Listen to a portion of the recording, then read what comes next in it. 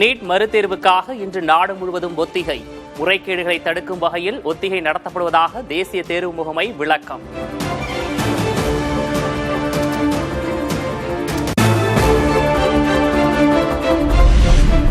நாளை நீட் மறுதேர்வு நடக்கவிருக்கும் நிலையில் போலி வினாத்தாள் தயாரித்து விற்பனை செய்ய முயற்சி.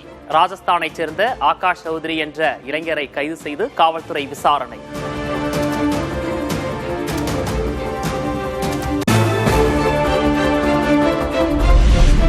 நீட் மறுதேர்வு எழுதும் மாணவ மாணவிகள் வசதிக்காக சேலம் கோட்டம் சார்பில் சிறப்பு ரயில்களுக்கு ஏற்பாடு. சின்ன சேலம் திருப்பத்தூர் பகுதிகளிலிருந்து நாளை சிறப்பு ரயில்கள் இயக்கப்படும் என அறிவிப்பு.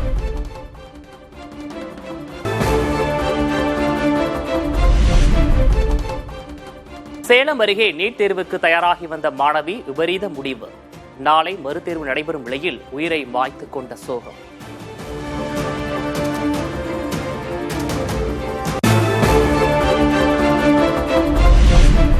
நீட் தேர்வு மாபெரும் உயிர்கொள்ளும் ஸ்கேம் ஆகியிருக்கிறது என உதயநிதி ஸ்டாலின் விமர்சனம்.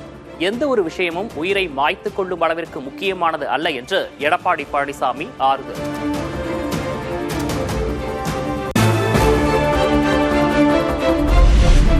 நீட் தேர்வு மாணவர்களுக்கு மனநல ஆலோசனை வழங்க தமிழக அரசு ஏற்பாடு. டெலி கவுன்சிலிங் பெறுவதற்கான தொலைபேசி எண்களை அறிவித்தது மக்கள் நல்வாழ்வுத்துறை.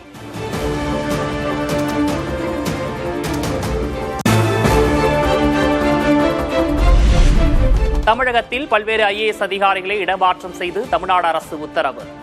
சென்னை மாநகராட்சி இணை ஆணையராக இருந்த ஜெயசீலன் சுற்றுலாத்துறை ஆணையராக நியமனம்.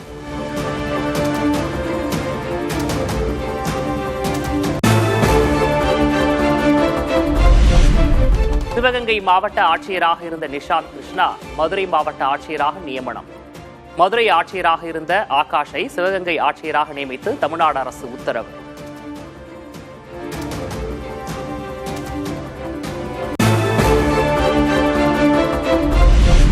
தமிழகத்தில் இன்று 5 மாவட்டங்களுக்கு கனமழை எச்சரிக்கை.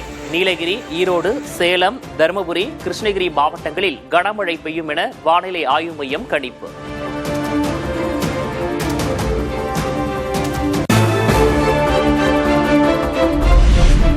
தமிழகத்தின் பல்வேறு பகுதிகளில் பரவலாக கனமழை.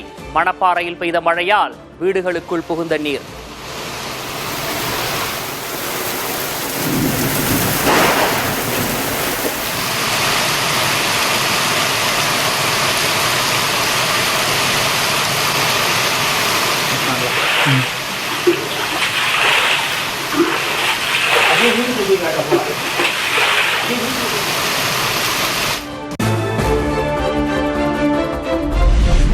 ஸ்ரீவில்லிபுத்தூர் அருகே நெல் கொள்முதல் நிலையத்தில் மழை போல் குவிந்து கிடக்கும் நெல்மணிகள் மழையில் நனைந்து சேதமடைவதாக விவசாயிகள் வேதனை.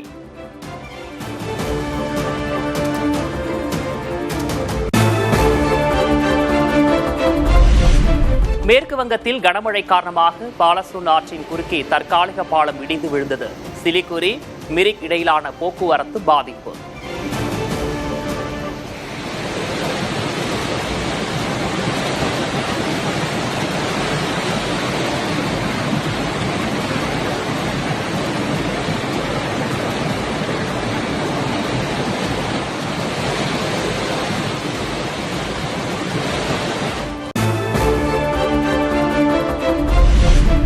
இமாச்சல பிரதேசம் சிம்லாவில் தேசிய நெடுஞ்சாலையில் நிலச்சரிவு. சீரமைப்பு பணிகளுக்காக தள்ளி சஞ்சோலி சாலை மூடல்.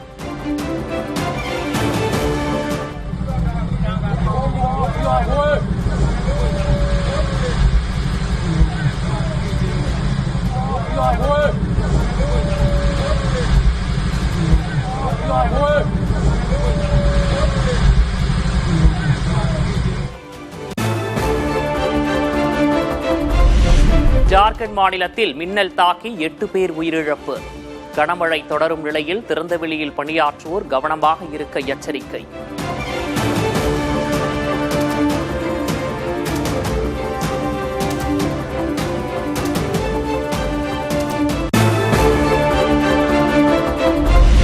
மேகதாது அணை திட்டத்துக்கு எதிராக சட்டமன்றத்தில் முதல்வர் விஜய் கொண்டு வந்த தீர்மானம் நிறைவேற்றம்.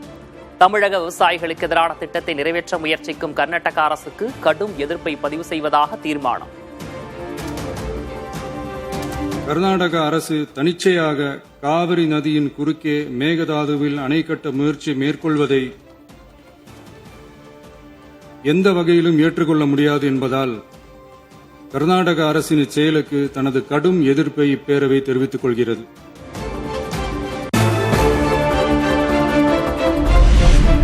மேகதாது அணைக்கான கர்நாடக அரசின் திட்ட அறிக்கையை மத்திய நீர்வள குழுமம் பரிசீலிக்க கூடாது. கர்நாடக அரசுக்கு எந்தவிதமான அனுமதியையும் மத்திய அரசு வழங்கக்கூடாது எனவும் முதல்வர் விஜய் வலியுறுத்தல். கர்நாடக அரசின் விரிவான திட்ட அறிக்கையை பரிசீலிக்கவோ அதற்கு அனுமதி அளிக்கவோ கூடாது என்று மத்திய நீர்வள குழுமத்தையும் இப்பேரவை வலியுறுத்துகிறது.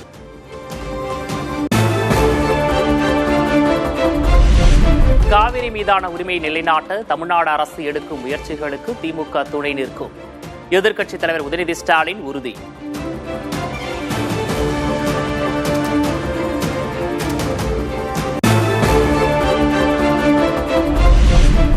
காவிரியின் குறுக்கே அணை கட்டினால் தமிழ்நாடு பாலைவனமாகும் என எடப்பாடி கே பழனிசாமி கவலை. மாதந்தோறும் தமிழகத்திற்கு கர்நாடகா திறக்க வேண்டிய தண்ணீரை கூட போராடியே பெற வேண்டியுள்ளதாகவும் அவையில் பதிவு. மேகதாது அணையை கட்ட கர்நாடக அரசு முயற்சிப்பது தமிழ்நாட்டை பாலைவனமாக்கும் உள்நோக்கம் கொண்ட ஒரு செயலாகும். எனவே இவ்வணை கட்டப்பட்டால் தமிழ்நாடு மக்களின் வாழ்வாதாரமும் உரிமையும் கடுமையாக பாதிக்கப்படும். இந்த நிலையில நாம் ஏற்கனவே உச்சநீதிமன்றம் அளித்த தீர்ப்பு நமக்கு ஒவ்வொரு ஆண்டும் கர்நாடக அணையிலிருந்து தண்ணீர் திறக்கப்பட வேண்டும். ஆனால் அவர்கள் முறையாக திறக்கப்படுவதே இல்லை. ஒவ்வொரு மாதமும் நாம் போராடிதான் கர்நாடக அணையிலிருந்து தமிழ்நாட்டிற்கு தண்ணீரை பெற்று வந்து கொண்டிருக்கணும் என்பதையும் நேரத்தில் சுட்டிக்காட்ட விரும்புகின்றேன். கர்நாடக அரசின் மேகதாது அணை திட்டம் தமிழக மக்களின் உரிமையை பறிக்கும் செயல். அணை கட்ட முயற்சிப்பது கண்டிக்கத்தக்கது என சட்டமன்றத்தில் காங்கிரஸ் கட்சி சார்பில் ராஜேஷ்குமார் பேச்சு. கர்நாடக அரசு மேகதாதுவில் அணை கட்ட முயற்சிப்பது கண்டிக்கத்தக்கது.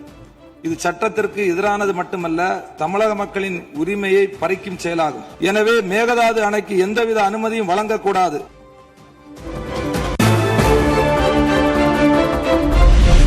மேகதாது விவகாரம் தொடர்பாக தமிழக அரசின் தீர்மானத்தை படித்த பின் பதிலளிப்பதாக கர்நாடகா முதல்வர் டி கே சிவகுமார் பேட்டி. தமிழக அரசின் தீர்மானத்தில் என்ன இருக்கிறது என்பதை ஆராய்ந்த பிறகே எதிர்வினையாற்ற முடியும் எனவும் கருத்து. Let me look at it. I can't only go on your statement. What is the stand? Let me look at it, then I'll react on this. Mekedatu விவகாரம் தொடர்பாக தமிழ்நாடு அரசுடன் பேச்சுவார்த்தைக்கு தயார். கர்நாடகா நீர்வளத்துறை அமைச்சர் ராமலிங்க ரெட்டி விளக்கம்.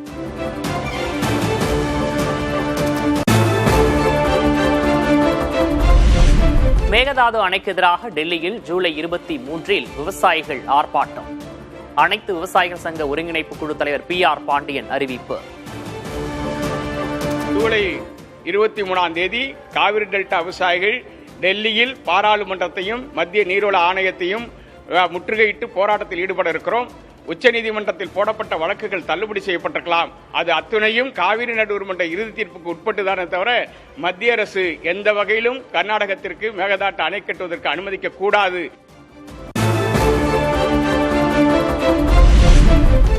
முல்லை பெரியாறில் புதிய அணை கட்ட அனுமதிக்க மாட்டோம் என்ற தமிழக அரசின் நிலைப்பாடு வருத்தமளிக்கிறது. காங்கிரஸ் கட்சியைச் சேர்ந்த இடுக்கி MP டீன் குரிகோஸ் கருத்து.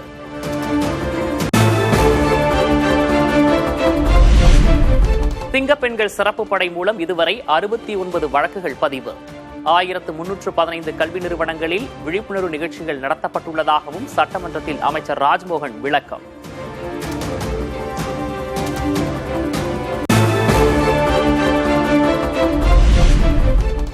திமுக அதிமுக ஆட்சி காலங்களைப் போலவே தற்போதும் நேரலை செய்யப்படாத சட்டமன்ற நிகழ்வுகள். நாடாளுமன்றத்தைப் போல நிகழ்வுகளை நேரலை செய்வதில் என்ன சிக்கல்?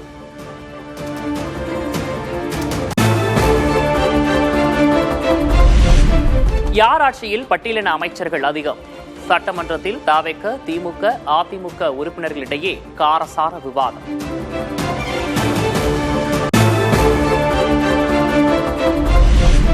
அட்லி படம் போல வெட்டி ஒட்டி உருவாக்கப்பட்டது ஆளுநர் உரை என திமுக MLA சிவசங்கர் விமர்சனம்.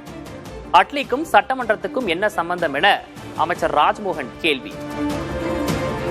முதலமைச்சருக்கு மிக மனதுக்கு நெருக்கமான இயக்குனர் அட்லி. அவர் எடுக்கிற படம் பூரா பார்த்தீங்கன்னா பல சிறந்த திரைப்படங்களில் இருக்கிற காட்சிகளை எடுத்து போட்டு ஹிட் கொடுப்பார். ஒரு ட்ரெய்லர் ஹிட் அடிக்கணும்னா அதில் ரொம்ப கிறிஸ்பாக இருக்கணும். தமிழ் திரையுலகில் இருந்து திரைப்படங்களை விடுத்து மக்கள் பணிக்காக அரசியலுக்கு வந்து விட்டார். ஆனால் அரசியலிலேயே இருந்த அண்ணன் சிவசேகரன் அவர்கள் எடிட்டிங் என்கிறார், ட்ரெய்லர் என்கிறார். இந்த சட்டமன்றத்திற்கும் அன்பு சகோதரர் இயக்குனர் அட்லி அவர்களுக்கும் என்ன சம்பந்தம்? சட்டமன்றத்தில் இயக்குனர் அட்லியை பற்றி பேசும் திமுகவினர் கிட்னியை பற்றி பேச மறுப்பது ஏன்? அதிமுக முன்னாள் அமைச்சர் வைகை செல்வன் கேள்வி.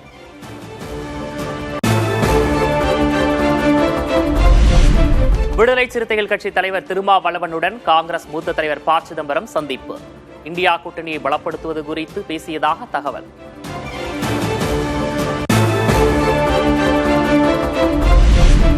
விசிக அலுவலகத்திற்கு ப. சிதம்பரம் வந்தபோது 1 மணி நேரம் மின்தடை. மின்சாரம் இல்லாத போதும் தன்னோடு பேசியதாக திருமாவளவன் பதிவு.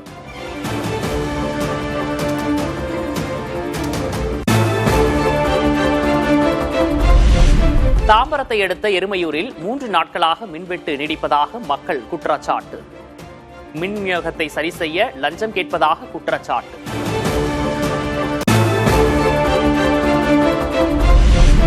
தங்கம் விலை நேற்று 3040 ரூபாய் குறைந்த நிலையில் இன்று 240 ரூபாய் உயர்வு. சென்னையில் ஒரு சவரன் 1,08,800 ரூபாய்க்கு விற்பனை.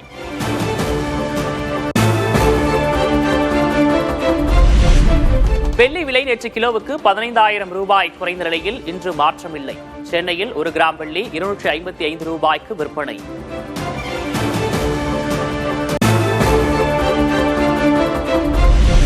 லடாக்கில் ஒருமுறை பயன்படுத்தும் பிளாஸ்டிக்கு முழுமையாக தடை.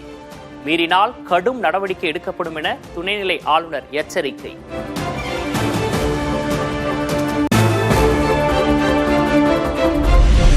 ஹைதராபாத்தில் நடைபெற்ற அதிரடி சோதனையில் 825 கிலோ போலி பன்னீர் பறிமுதல். நுகர்வு அதிகரிப்பை பயன்படுத்தி ரசாயன பன்னீர் தயாரிக்கப்படுவதாக உணவு பாதுகாப்புத்துறை அதிகாரிகள் எச்சரிக்கை.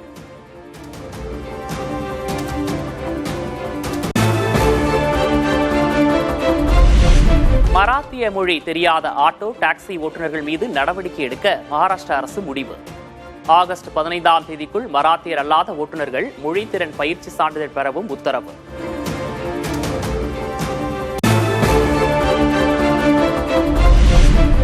மத்திய அரசின் PM ஸ்ரீ திட்டத்தின் நிதி பயன்பாட்டில் முதலிடத்தில் ஆந்திரா. பள்ளி செல்லும் ஒவ்வொரு குழந்தைக்கும் ஆண்டுதோறும் 15,000 வழங்கப்படுவதாகவும் ஆந்திர அமைச்சர் நாரா லோகேஷ் பெருமிதம்.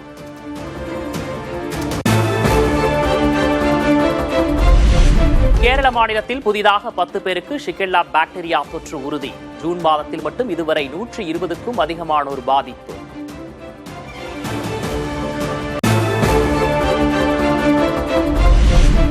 கேரளத்தின் அடுத்த கட்ட பாய்ச்சலுக்கு தயாராகும் வகையில் மாநில பட்ஜெட்டை சமர்ப்பித்தார் முதல்வரும் நிதியமைச்சருமான V.D. சதீசன். சர்வதேச அளவில் கடல்சார் வணிகமயமாக மாற மிஷன் சமுத்ரா என்ற பெயரில் பிரம்மாண்ட திட்டம்.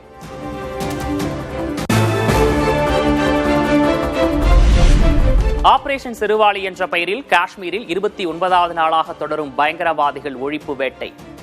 மலைகளிலும் அடர்ந்த காடுகளிலும் தேடுதல் பணியில் பாதுகாப்பு படையினர்.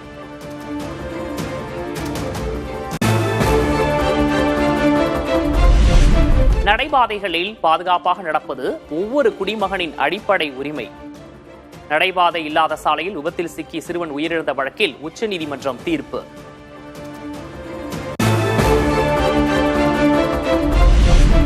மேற்கு வங்கத்தில் திரிணாமுல் காங்கிரசின் முக்கிய தலைவர் விஜய் சிங் மீது முட்டை வீச்சு. நீதிமன்றத்திற்கு அழைத்து வரப்பட்ட போது தாக்குதல்.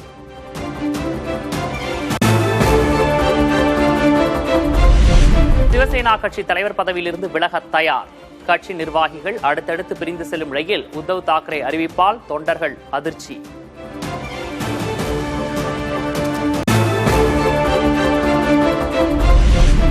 காங்கிரஸ் கட்சியுடன் தங்கள் கட்சி இணைய திட்டம் என்ற தகவலுக்கு உத்தவ் தாக்கரே மறுப்பு. மராத்தி மக்கள் நலனுக்காகவும் இந்துத்துவத்தை காக்கவும் தொடர்ந்து பாடுபடப் போவதாக பேட்டி.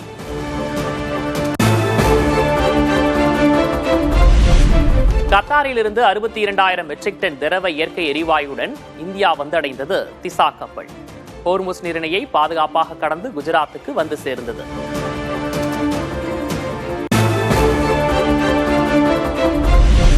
அமெரிக்கா ஈரான் அமைதி ஒப்பந்தம் நடுவே லெபனான் மீது இஸ்ரேல் தீவிர தாக்குதல். 16 பேர் உயிரிழந்த நிலையில் அமைதி ஒப்பந்தத்துக்கு இஸ்ரேலால் சிக்கல்.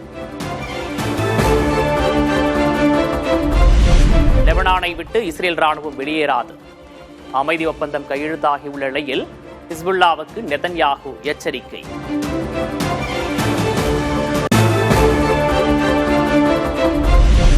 G7 உச்சி மாநாட்டில் தன்னுடன் புகைப்படம் எடுக்க இத்தாலி பிரதமர் மெலோனி கெஞ்சியதாக அமெரிக்க அதிபர் டொனால்டு டிரம்ப் பரபரப்பு தகவல். முற்றிலும் பொய்யானது என்றும் டிரம்ப் பேச்சால் தான் அதிர்ச்சி அடைந்ததாகவும் மெலோனி பதில்.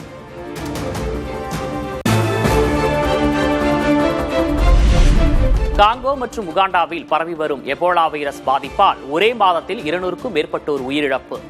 போதிய நிதியின்மை, மருத்துவ பணியாளர்கள் பற்றாக்குறை காரணமாக எபோலா பரவலை கட்டுப்படுத்துவதில் சவால்.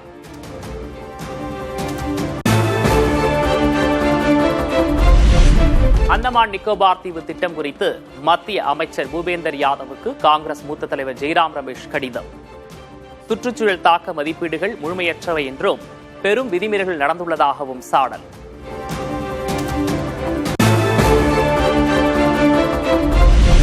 நவி மும்பை சர்வதேச விமான நிலைய முனையத்தின் கூரையிலிருந்து தண்ணீர் கொட்டிய சம்பவம்.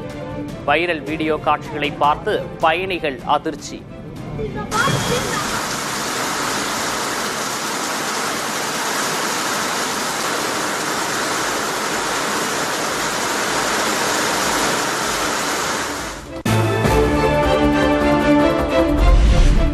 உலகக்கோப்பை கால்பந்தில் நாக் அவுட் சுற்றுக்கு முன்னேறியது அமெரிக்கா. ஆஸ்திரேலியாவை 2-0 என்ற கோல் கணக்கில் வீழ்த்தி அசத்தல் வெற்றி.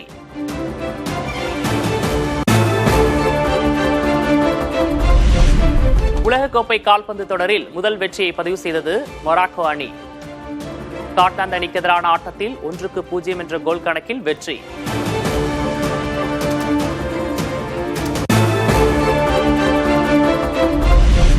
நடப்பு உலகக்கோப்பை கால்பந்து தொடரில் முதல் வெற்றியை பதிவு செய்த பிரேசில்.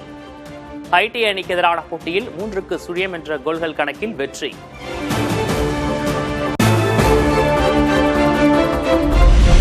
சர்வதேச யோகா தினத்தையொட்டி டெல்லியில் உள்ள ரஷ்ய தூதரகத்தில் யோகா பயிற்சி. நாளை யோகா தினம் கொண்டாடப்படும் நிலையில் இன்றே பல பகுதிகளில் சிறப்பு நிகழ்ச்சிகள்.